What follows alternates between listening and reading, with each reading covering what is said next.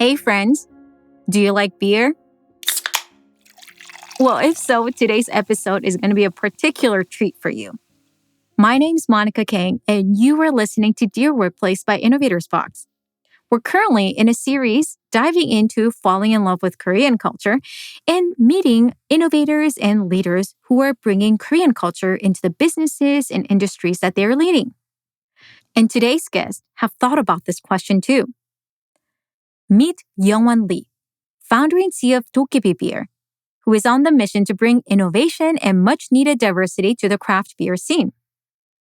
You see, after working for more than 13 plus years in food and beverage of all different angles, such as operation, finance, and sales in both the United States and South Korea, he continued to notice how the beer market, which he loved so much, lacked diversity. So as he continued to help launch distribution brands and open new tasting rooms and stores both in Korea and the United States, he wondered, what can he do to bring high quality food and beverage, but also bring new perspective? Why not Korean flavored beer? It wasn't available in the United States, and that's something that we can perhaps address. So he did. So I asked Youngwon how he began, what that journey was, and how is he navigating now? Especially also now with a newborn as a new father. So, meet Youngwon, my friend, and we'll dive into this. So, very excited to have my friend Youngwon here. We are going to continue talking about Korea culture and all that. And Youngwon is going to share about how he does that with something that you might really like to drink. Beer.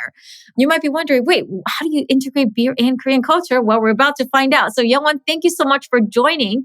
And first, I know as we get into this conversation, from what I learned about your background, this is not the first time you've been in the food and beverage industry. So first, tell me, how did you get to find and build a career in food and beverage industry in the first place? I started by an accident. So I had to take a leave of absence from school, and I went to Korea after finishing first year of college because my grandmother in Korea was really sick. So that led me to Korea. Unfortunately, she passed away after 1 month, and I still had a couple of months to kind of kill in Korea until school started. So somehow I got into a alcohol consulting job when I was 19. So that's how I got myself into it. And what started as, hey, let me just work here until I go back to the States. And I said, hey, let me just stay one more semester. And obviously having very Christian and very Korean parents, they were very against it. Hey, you work at the alcohol industry. They didn't like the fact that I had to try to not go back to school, right? But I convinced them, hey, I told them, hey, in Korea, you have to go to army for 2 years. I don't have to go. So let me just stay here for a little bit longer so I could at least, make some money and get some industry or real job experience and go back to school. And then that turned out to be, I ended up staying in Korea for 8 years.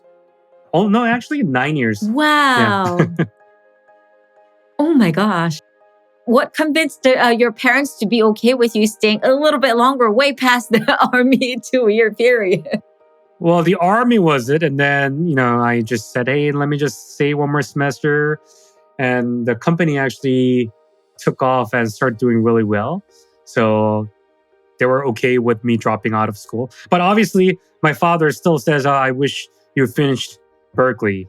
I wish you stay there. You might have had a different life. I'm like, Dad, I'm happy with what I'm doing right now. And very much so. We're about to dive deeper into all that jazz. But before we get there, I understand the craft beer work with your business is just one of the many things you do. I heard that you also have a tasting room at Shinsadong and then a bottle shop in Jeongjam-dong, Seoul in Korea as well. How are you managing even both of those projects in 2 different time zones? Oh, so that was that was one of the career and then one of the stores that I launched, but not anymore. Oh, I see. Got it. Okay. So not multitasking at the same time, but that experience then helped you be where you are today. Definitely. Got it. Oh, that's so amazing. Well, building on that, then tell me a little bit more because it's still one thing, as you have pointed out, to be passionate about, beers, the alcohol industry, and want to make a difference to a whole other thing of like, geez, like what if I create a craft beer with like a Korean flavor? When did that idea first come to you? And why did you realize maybe that's something that you want to pursue? So when I was working in Korea, I was actually exporting a lot of international brands to the Asia Pacific market. And after a couple of years, we launched our own import and distributions company. When was that? 2011. And then by 2014, we were doing about $20 million in revenue. And I eventually became an importer for brands like, Tito's Vodka, Stolichnaya, Alizé, Armand de Brignac Champagne, Patron Tequila. And we were the exclusive importer for Korean market. That really developed down the line. And in 2017, I had an opportunity to come back to the States, specifically to Eureka, California, to launch a Korean beer startup. So that was what brought me back to the States, as well as get into the beer industry. And I just kind of realized at one point, I had a pretty extensive alcohol industry background, happened to speak English, and started working in a craft beer industry in the States, but there was no Asian person in the whole field. So it just became really unique to an extent where just me standing at an event, people thought it was weird and strange for an Asian person to pour beer at a festival. So they all came to my booth. So when I had an opportunity to start my own in 2019, I just went back and really asked myself, what do you want to create, or what would you like to do if you were to start your own brand? And I wanted to really use this opportunity to follow my identity and then really express it in the product that I make. It was really, to an extent, very challenging to come up with an idea, to come up with a concept, name, philosophy behind it. I think coming up with the name and philosophy was the biggest or the hardest thing about this company. It took me about 4 months to come up with it. And then after that, it was pretty easy to execute. And speaking of the value and vision building at the beginning, the company name Dokkaebier, tell me a little bit more about the story of how you came up with the name and what it means for you. So my wife named it. We were thinking about a Korean name, more original name. And we were looking at different cultural, historical stuff from Korea. And she's like, hey, what do you think about Dokkaebi? Dokkaebis are, shapeshifter, mischievous. They hide in objects during the daytime. They come out at night, help out good people, likes to eat, drink, and hang out with people. So that's what I wanted to do. And, what we are doing is Asian craft beer, Asian-inspired craft beer. There is no such thing as, Asian-inspired craft beer. So any flavors that we develop had to be new and innovative and very adventurous. And I felt like that really resonated with like the character or identity of Dokkaebi and being shapeshifter. So I wanted to have that as a DNA of the company and in what we do.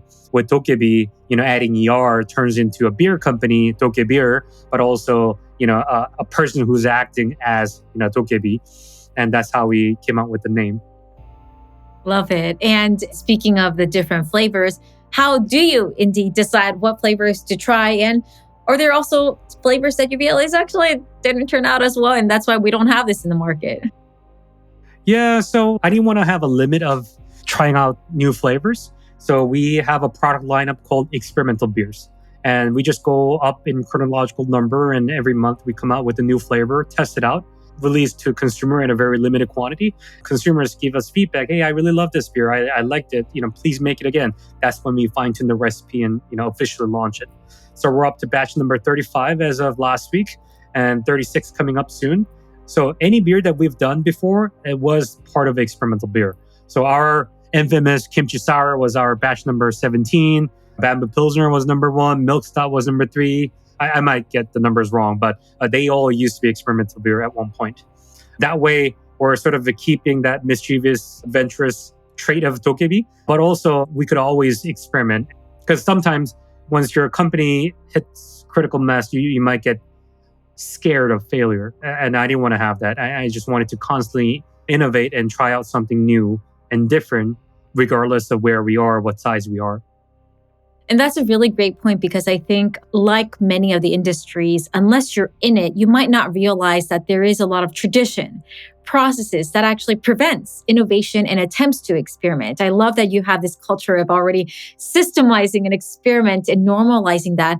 And tell me more why that's important, because I assume it feels like there's always new, different types of alcohols introduced, but actually, if you're in the industry, there's probably a lot of traditions and processes that prevent new things being done in a certain way. So I'm curious to hear your thoughts and introduce us into the world of that industry for those who don't know Because much. not only alcohol, but in general, a lot of big companies spend so much time doing R&D that you never even know whether it's going to do well or not, right? And a lot of these R&Ds are done by more of a PM or, scientist to an extent that you may never even know what your consumers actually like. And you spend money on that, you spend developing and survey, and you spend 1 year launching it to find out that nobody likes it, right? And I didn't want to do that. We're in the Bay Area. This is where all the Silicon Valley tech startups are happening. And you learn that you need to move quick. You need to make decisions fast, try out. If you fail fast and move on. And I wanted to do that with our product. So to be there and just spend so much time and resource, and especially as a startup, you can't spend too much time and resource on developing a new product. So I wanted to make it as light as possible, easy as possible, but also at the same time for consumers, this is a new journey that they could take with us by joining the experimental beers. They get to try something new with us and give us feedback and be part of our innovation. And I wonder, because of the unique twist and flavor that you're introducing through your beers, there's probably some consumers like, I didn't know this flavor even existed, or like, I didn't know if this flavor could work this way. So I'm curious, like, how it feels for you as you're introducing. Tell me, like, I assume you have testimonials like that from your customers. How does it feel when you hear them and kind of being on the front end, introducing new flavors, literally to people who might not have never heard or tasted something of Korean flavor? Yeah, I mean, definitely. Like, for example, a lot of ingredients that we use are, Korean Asian inspired. A lot of people, especially if you're non-Asian background, it might be an ingredient that you try for the first time. We've done yuzu, bamboo leaves. We have a beer called Kimchi sour. It has chili and ginger. We have a beer with lemongrass, Szechuan peppercorn, galangal, lime, cardamom, and green peppercorn. So, you name it. And we test it out and launch it. People are really learning our Asian culture, Korean culture flavors through the beer that we make. So I really feel happy to introduce through the product that we make. It's not only beer that we're selling, we're introducing our culture, identity, heritage with the beer that we make. This is fantastic, because the very next thing I did want to dive deeper is actually about your upbringing. Like, how has your relationship been with Korea and Korean culture growing up? Where did you grow up and how has that changed? Yeah, I've grown up all over the place. I was born in Korea, finished my elementary school there, and I lived in Guam for a little bit for a year and a half. Was it 2 years, year and a half? Something like that. And then I moved to New Jersey, finished my middle school, high school there. I moved to Berkeley for Cal, and I lived in LA for a little bit. And I was in Korea for nearly 10 years. Came back to California, lived in Eureka, which is 300 miles north of San Francisco. And then I started living in the Bay Area again. So all over the place. But I always felt like, I don't belong anywhere, just traveling a lot because I'm never local to the wherever I live. And a lot of probably Korean Americans experience this. I was always considered too Korean to be Korean American, and, I'm too, American to be Korean people. So I'm always kind of stuck between and, having identity crisis. But because of that, I could be both. And that's what I'm actually seeing from Dokkaebier. The more I pursue what I'm doing as a Dokkaebier, I'm actually finding myself. And the more I question about what is the mission of Dokkaebier, what are we doing, what are we as a brand, I realized at one point I'm asking myself the same question. So I'm kind of finding my own meaning of or definition of who I am through Dokkaebier in a way. And I think because I was always out there hustling and changing, challenging myself, living in a different place, doing something different, I think that resonated with what I am doing as with the experimental beers and whatnot. And I think it's pretty challenging, or I think a lot of Korean Americans, Asian Americans find it fascinating. Like, how do you always try something different aren't you scared or aren't you afraid of failure? Yeah. But I think whole life we're taught to be scared of failure, right? Because you have to be the number one. You have to have a perfect score. You need to do well. You need to go to good school. There is always definition of life that your parents set you, and that at one point you're scared of doing anything. So I think me living in a lot of places really shaped who I am, and I was never scared of doing something different or something taking a new challenge. It's just more of me like, hey, I'm really excited to do that, and I'm just going to make that happen. So I think that really changed my mentality and shaped who I am, and that's how us translate into the beer I make. I love that. Well, thank you so much for continuing to charge forward, taking new risks and trying new things so that we all can enjoy and be fans of your product and goods that you continue to create. It means a lot. And I completely resonate. I've also lived, I had the opposite where I was born in the States, moved to Korea and then went back and forth and hence had that kind of didn't fit anywhere identity. And to your point, because of that, we get to have those unique resilience and perspective. And as you pointed out, that still means that, we continue to ask like, well, what does it mean to bring that Korean culture and insights in? So I'm curious, like, how does it feel now when people at the red carpet, like winning awards, like we're seeing national bestsellers, like they really see like Korean food at like Trader Joe's, all these Koreanness everywhere suddenly that felt so foreign. Like, how does that make you feel? Amazing feeling. It's different when we used to grow up and being Korean American, and versus being Korean American right now is very different. You're actually cool for being Korean American. Like we have a product called Kimchi Sour. I actually don't have to explain what kimchi is. That's amazing. When we were coming out of pandemic and we were at a beer festival in LA, nobody knew about us. And it was our first time introducing Kimchi Sour. And we had hundreds of people on the line. And I actually had goosebumps by myself because that moment I just realized I don't have to explain what kimchi is. It might be very obvious right now, but it was just like very touching kind of enlightenment moment for me that I just didn't have to explain what it is. Just everyone knew about it. And that little small thing is actually really big meaning for me because, we are doing and how we're evolving and how we're having impact with, outside of Korea. It's very meaningful moment. Beer industry is still very non-Korean. I'll say beer industry in general, there's less than 2% Asian American owners. So Korean people in beer industry, you don't even have a statistics for that.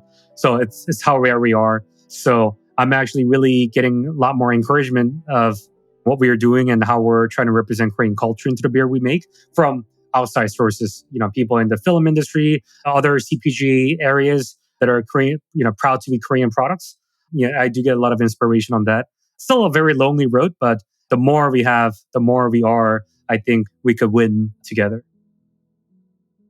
Love it. No, I absolutely resonate with your kimchi reference. I still remember my high school years when I was in boarding school and I was so happy I got kimchi from HR and I was like, I can finally eat. And then as soon as I open, I hear people in the hallway of do you smell that weird thing? Yeah, I think somebody that doesn't smell really good. And I felt so embarrassed and I felt so sad. I'm like, this is my favorite food. And people are bad mouthing. But now it's oh my gosh, you like kimchi? Can I have kimchi? And it's such a turn. And as you pointed out, you've highlighted this throughout your story, but the reminder that, we're not here alone. It's because of the community. It's because of the people around us and the experiences. And I know because of it, you are also a very active community builder. You're very actively involved in the local community, in the industry. Tell me a little bit more. Why is it important to bring diversity into the beer craft and the food and beverage industry through the community work in general? Yeah, Koreans, we're getting better, but Asian people in general are very silent. Korean people are very silent.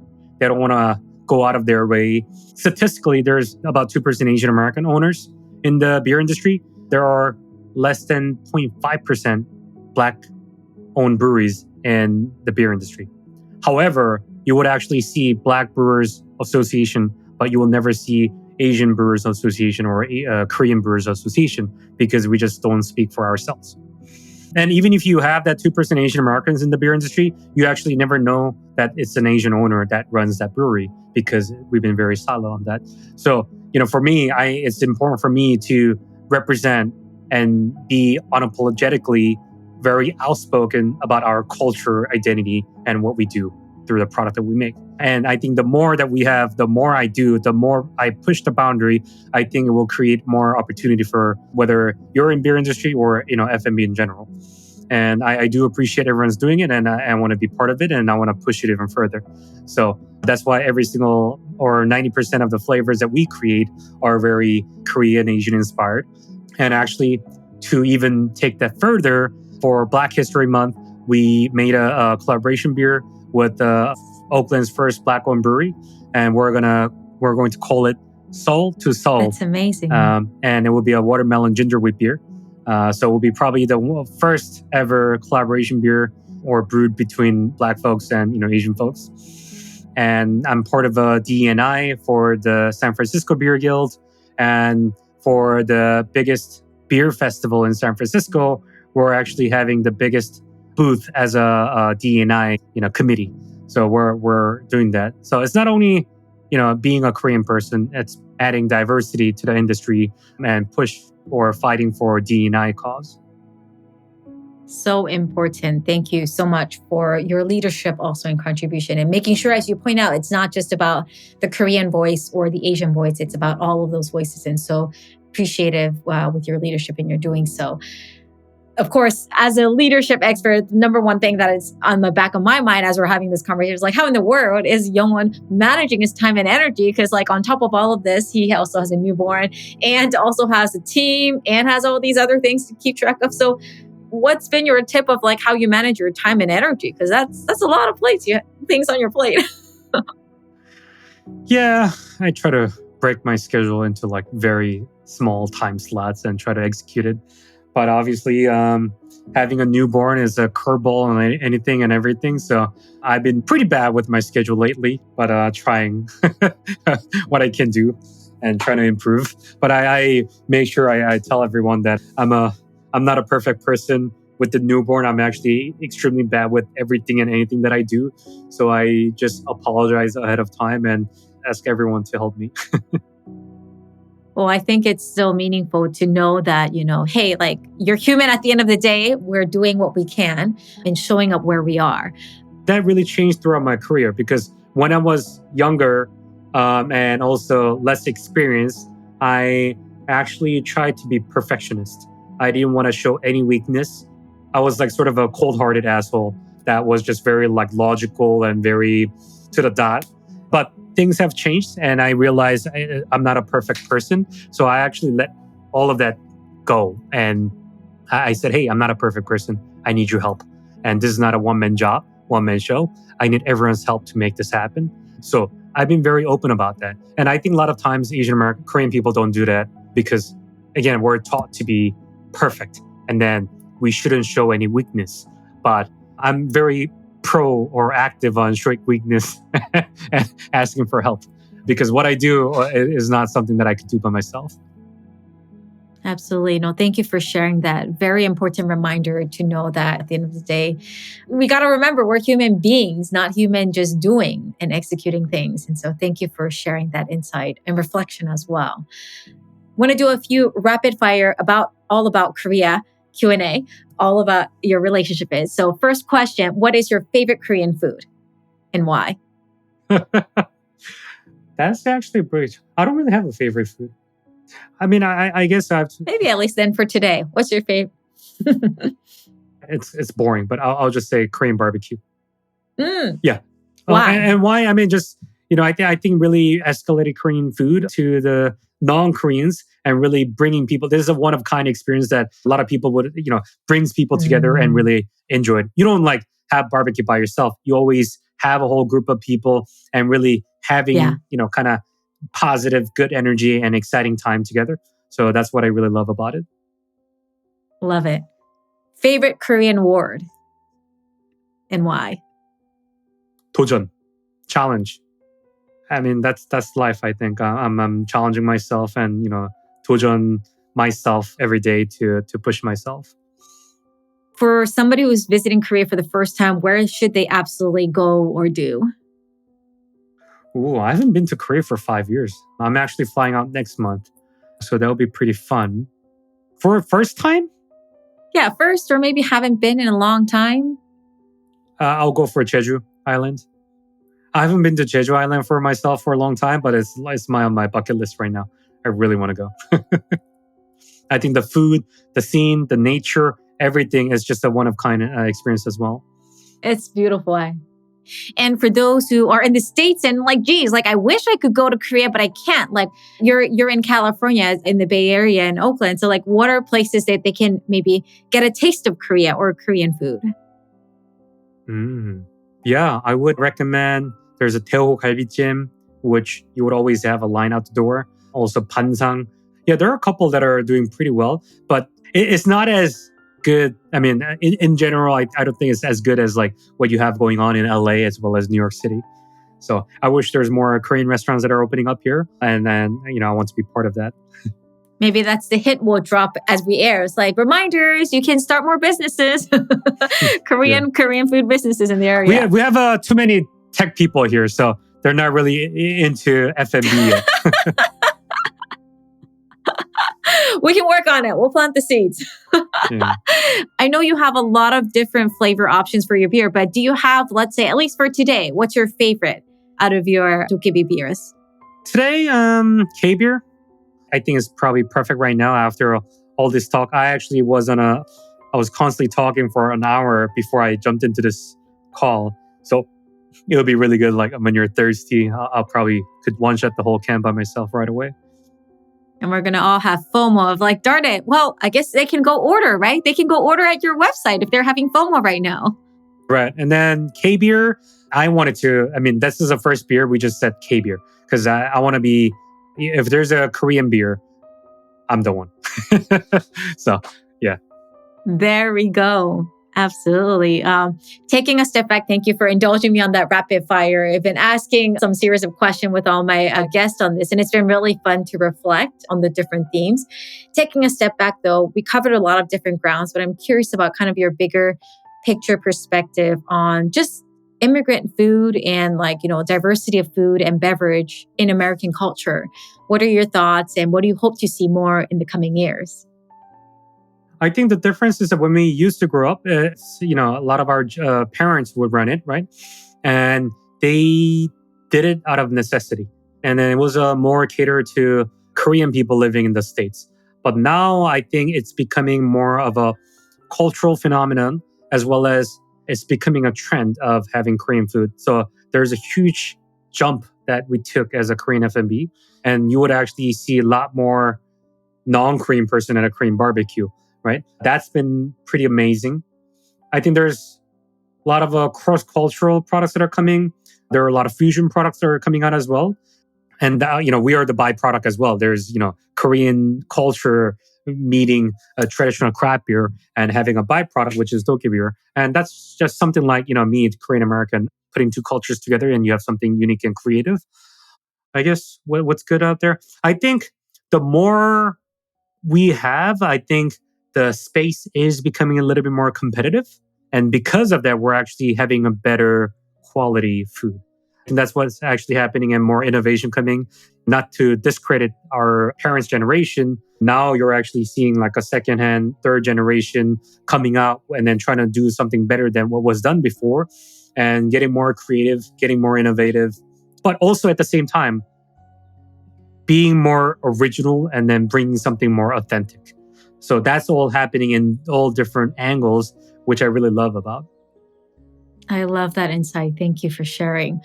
Is there anything you also wish other people understood better about Korea or untangle some misunderstanding people might have about Korea in general? I think it has changed a lot. I mean, if you asked me 10 years ago, I would say, hey, we're not North Korea. North Korea, South Korea is different. But now, we don't even have to discuss about that, right? Now, if you say Korea, it's going to be BTS, the Kimchi, whatever. And then we're not talking about, war anymore. We're actually represented by our culture, identity, and what's actually happening. So we have to push harder. We have to try harder and showcase Korean food is not only about bulgogi or kimchi. There's a lot more to it. So me being in F&B world, I need to do more to show there is a lot more than just those two food. So that's something that I would have to do. But I think that has to happen across all industry sectors or people or of Korean descent to see how we can actually showcase and represent better. Because this might be trend, but you just can't ride it with it. You have to really be, I think, consciously think about it, work on it, and guide through to make this not only a one-year trend, but make it more lasting 10, 20, 30 years that we're actually building Korean history with this together. Absolutely. Love it. What's a good way that people can follow up with you and reach out to you? Just reach out to me. Dokkaebier 201 is my Instagram. People wonder what 201 is. It means Youngwon in Korean. That's kind of corny, but LinkedIn. Yeah, I'm pretty easy to reach out. If you're a beer drinker or curious about Dokkaebier, you could easily book a meeting with me. Love it. Well, you guys got the hint and the notes. Thank you so much, Youngwon, for joining us, sharing more about your journey, your passion, and devotion to how you got to be where you are and celebrating Korean culture. So, folks, we'll be back again with another story. But for now, we will see you later. Thank you so much. That is so inspiring. Thank you, Youngwon, for joining us today. Well, as you're now indulging in a new beer collection that you can check out, you might also be wondering, well, geez, I might as well learn a little bit about Korean and the language in itself, but where do I start? Lucky for you, our next guest has some insights on that too. We're going to get a chance to invite a special person who not only has been on the mission to address Korean language learning, but also make it easier and fun by taking creative approaches. Join us next week and we'll meet our new friend. You are listening to Dear Workplace by Innovators Box. I'm your host, Monica Kang, and I'll see you next week. Thank you for joining us.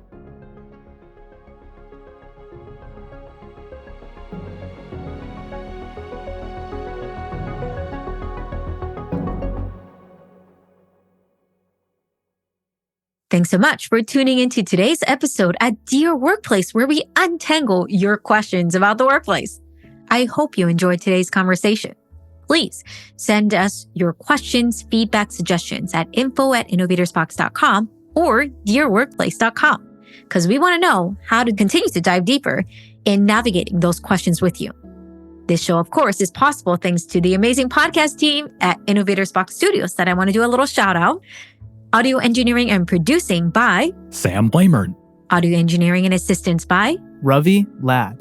Website and marketing support by Kree Pandey. Graphic support by Leah Orsini. Christine Eribal. Original music by Innovators Box Studios. And executive producing, directing, writing, researching, and hosted by me, Monica Kang. Thank you again for your support.